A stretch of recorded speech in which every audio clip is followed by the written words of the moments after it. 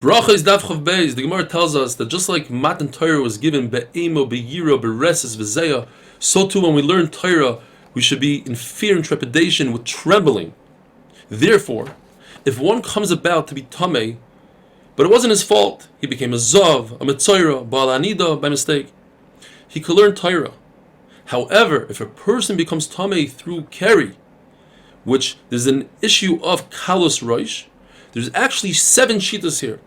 The Tanna Kama says it's also for him to learn Torah at all. It came through Kalas Roish, and Torah is only Bereses B'Zeyo.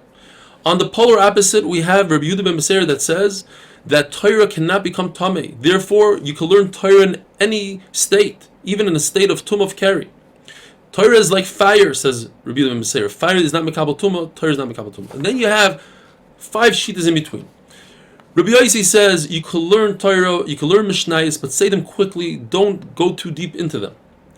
Then you have Rabbi Yonasan that says you could go deep into Mishnayos, you can farish Mishnayos, just don't learn Gemara. Then you have Rabbi Nosson ben Avshalom says you can learn Gemara, just don't say the name of HaKadosh Baruch Hu when it brings a pasuk. Rabbi Kiva says don't learn Medrash, and some say in Rabbi Kiva he meant to say don't go into a base Medrash. Balkari is also to go into base Medrash. Rabbi Yehuda says, and this is what we had yesterday, a person who's Balkari can learn Hilchos Derech Eretz. But he on himself was machmir. When he taught his Talmidim, he was toivel first, and then he taught them Hilchos Derech Eretz. Rav Nachman bar Rabbi Yitzchak says that there's a minhag in the world to paskin like the 3 skadim. The one halacha, like we just said, like Rabbi Yehuda ben Beseir, that when it comes to Balkari, he can learn Torah. The other one is like Rabbi Yoshia, who says that in order to be over on Kalayim, he's mekel. You have to plant 3 types of plants. You have to plant chita, wheat, soira, barley, and chartzanim, grapes. Otherwise, you're not over in kalayim. Whereas Chacham say only 2 is the iser.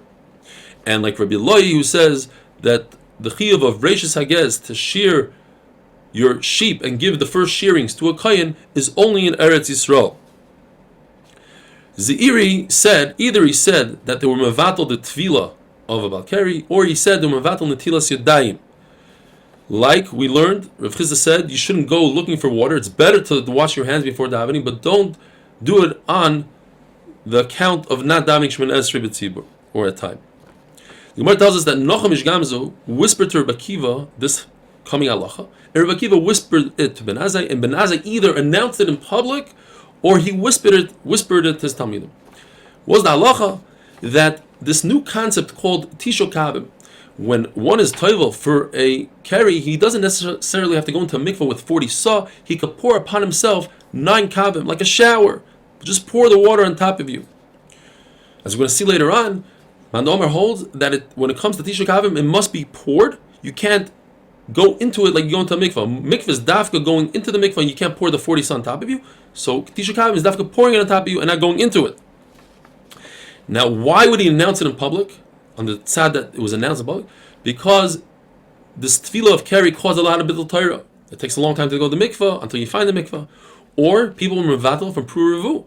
If a person knows he has to go tomorrow to look for a mikvah, he might abstain. And if he said it in secret, it's because he didn't want his talmidim to be with their wives like tarnagolim, like chickens. Rabbi Yani says when it comes to halacha of tefillah of keri, some are mekel, some are machmer. Those who are machmer, they are going to have arichas yamim. The question is, if you could get away with, so to speak, 9 kav of water pouring, why would one go to the mikvah with 40 saw? Says the Gemara, because Chachamim made a geder. There was a story where somebody was about to be over Navera, and the woman told him, if you're over Navera, remember, you're going to have to look for a mikvah 40 saw, and that made him stop. And therefore Chachamim instituted that you have to have arba'im saw. Rav Huna holds that a Balkari can be toivel bechamim, meaning in mayim shuvim, it doesn't have to be rainwater. Rav Chizda says it has to be just like a regular mikvah, 40 saw of rainwater. Rav Nachman had a special vessel that held 9 kavim, so his talmidim could use it for keri. So they told him, what do you mean? Rabbi Akiva holds that only somebody that's sick and the keri came against his will, he could use 9 kavim. But your talmidim, yes, a talmid chacham is considered like a sick person, they were typically weak. But it wasn't la'insa, it was margil. He brought the keri upon himself by being with his wife. Therefore, you can't use the kli.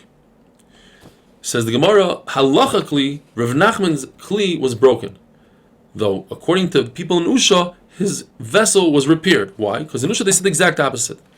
A chayla who brings upon himself carry, like a Talmid Chacham, could use 9 kavim. A chayla that the carry came against his will doesn't even need to be toivel at all. Ezra was masakin the tefillah for carry, and he said you have to go to the mikveh with 40 sa. What about somebody, a regular person, a bari, that the tumah came against his will?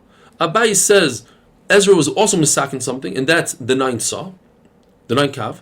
And according to Rava, Ezra wasn't misakin that. That's Chachamim were misakin the 9 kav in such a case.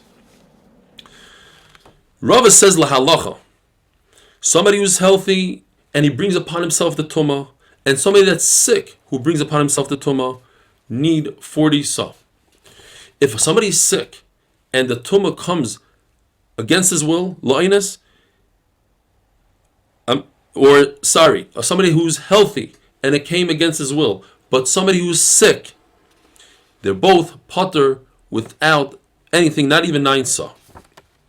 According to everybody, somebody who's teaching Torah is different than somebody who's learning Torah.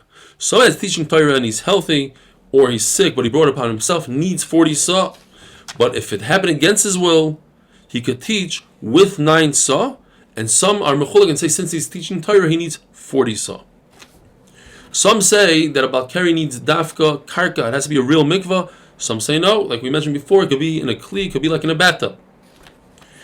Rabbi Yehuda mentions the words mikol makam, and the Gemara learns these words to mean that you could use, according to Rabbi Yehuda, mayim shuvim doesn't necessarily have to be rainwater. And the Gemara finally says a story where there were 3 Amoraim sitting around. Rav Papa says, listen, we're benching now, let me take over, let me bench. Why? Because I was Tomei, but I used 9 kavim. Says Rabbi Bar Shmuel, what are you talking about? 9 kavim is not enough when it comes to teaching other people, saying to other people, you need 40 sa. And I, in fact, was Tomei, but I used 40 sa. Says Rav Huna, let me solve this for you. I wasn't Tomei at all, let me bench. Says Gemara, one more halacha. Rav Chama was toivel in 40 sa erev Pesach because he's mighty other people. Says the Gemara, the halacha is not like him. You don't need 40 sa. Have a wonderful day.